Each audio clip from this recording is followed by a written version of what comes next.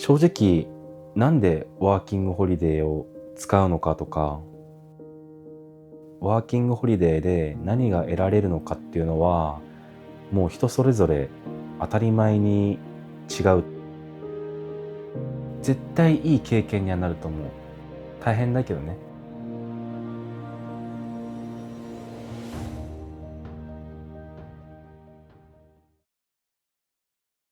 今回そのワーキングホリデーで何が得られるのかっていうのをチャット GPT じゃわからないことをいろいろ深掘っていきたいなと思います。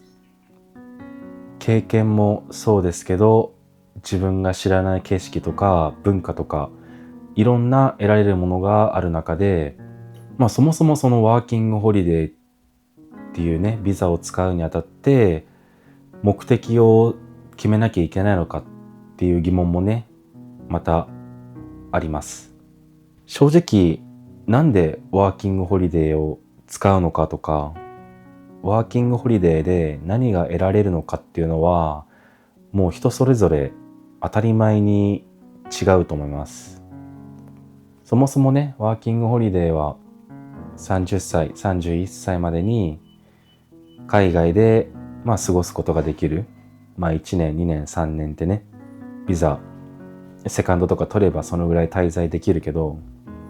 じゃあその30歳31歳までの海外で滞在できるよっていう、しかもたった1年2年、そうワーキングホリデーで何が得られるのかっていうのは本当に人それぞれ違うと思う。自分の場合はシンプルに自分が持っているスキルで誰かの力になれるのかなっていう挑戦的な感じで今ニュージーランドにいます。でもそれ以外にももちろん目的があって、そう一つじゃない、そう理由は別に一つじゃなくていい気がする。だからさっきその自分が言ったスキルもそうだし、自分が見たことない景色とかあと体験をしてみたいからっていうのも目的の一つだし、もう全然何でもいいと思う。ただそのワーキングホリデー興味あるけど何しに行けばいいんだろうみたいな、そういうことに悩んでる人に何が伝えられるのかなって考えたら、さっき言った何かしら自分のスキルがあればそれを活かす場所に出向いて発揮したい。自分の場合はカメラだけど、他の人だったらバリスタとかそれ以外のホスピタリティ系とか好きなことをやればいいのかなって。でベースは結局はその日本じゃなくて海外だから、英語に関係なくその国の言語を使ってで、暮らしてみたい、海外に興味があるっていうのがベースにあれば、ある程度はこう海外での生活、ワーホリ生活を楽しむことができるのかなとは思う。それがない人に、いやとりあえずなんかスキルあるんだから行ってこいよとか、そういう押し付けは絶対できないよね。そうだから前提として海外好きだよとか、ちょっと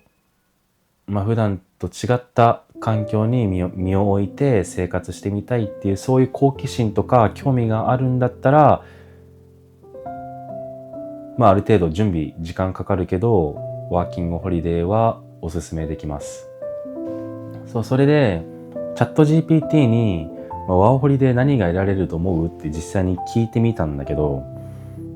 この人が言うには、この人というかチャッピーが言うには、孤独がくれる自分との向き合い方とか、無力さの中にある人への信頼、いろいろなんか書いてある。孤独に関しては、友達も家族もいない土地で、自分と向き合う時間がたくさんあって、寂しさとか、あと、第二言語、第三言語、日本語以外の言語を使って暮らさなきゃいけない。その大変さと向き合わなきゃいけない。で、そういうしんどいとか寂しいとかそういう中で、その自分の性格とか自分がどう感じてどう考えたのかっていうその新しい自分の発見みたいな、まあそういうことが知れる。うん。で、なんか一言でまとめるんだったら、ワーホリで得られるのは生き方の余白って言ってますね。どう生きたいか、何が心地いいかを考える時間じゃなくて、感じる時間として体験できるっていうのが、まあ、ワーホリで得られるものらしい。で、いろいろね、ここまでなんか、ワーホリで何が得られるのとか、何のために行くのとか、いろいろ考えるけど、別に行きたいなってちょっとでも思うんであれば、全然行くでいいと思う。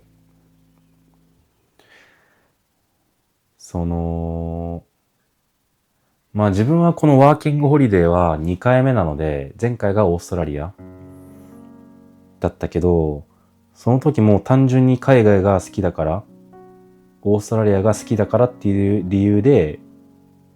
行った。で、しかも30歳、31歳でもう使えなくなってしまうものだから、まあ、観光とか留学とかで行けるけど、でもワーキングホリデーって、まあワーキングもできるし、ホリデーもできるしっていう両方のものがあるから、観光だと働けないしね。そういった意味では、もう使えるものは使っとけみたいな、そういう意味を込めて、その貴重なね、時間を使って海外で生活してるっていう、まあ背景がある。まあ最終的にワーキングホリデーで何が得られるかってなったら、まあトータルで見たらもう経験だよね。日本人である自分たちが、まあ、日本で住んでて得られないような経験がワーキングホリデーで得られます。で、そこからはその人の生き方とか行動によって得られる、まあ内容がちょっと変わってくる。だから全然人それぞれ違うと思う。自分の周りにいる人も、他でワーホリで頑張ってる人も。そう、だから意外と、なんで行こうかなとか、ワーキングホリデーにね、興味あるけど、あんま行けてない。あんま行けてないって変だな。まあなんか一歩踏み出せないっていう人に何か背中を押せるんであれば、そこまでワーキングホリデーの目的をガッと決めなくても、絶対いい経験にはなると思う。大変だけどね。まあ人によっては差別受けたりとか、まあなんか仕事見つけられなくて大変だとかっていう人もいるけど、でも最終的には日本帰って、ああ、ワーホリ行ってよかったなって思うのは絶対。それはみんな多分ワーホリ行った人言うと思う、同じように。だから行ってよかったって思えることだから、ワーキングホリデーで何が得られるのかっていう話はまあそんな感じです。ちょっとね、動画のテイストを変えました。ライフオブリザっていう YouTuber の人のね、動画がめっちゃ構成とか内容とか素敵で、あんまりなんか深い思考とか持ってないけど、でもそういう癖をつけてこれからいろいろ深みのある人間になっていけたらいいなと思ってます。もしこの動画を見てくれてる方でワーホリで海外頑張ってますっていう方がいたら、まあ、何が得られたのかとか、どういう目的でワーホリ来たのかっていうのをコメントで教えてくれたら嬉しいです。まあ次はね、どういう動画になるかはわかんないですけども、まあ、人生記録として細々とやっていきます。まあのんびり行きましょう。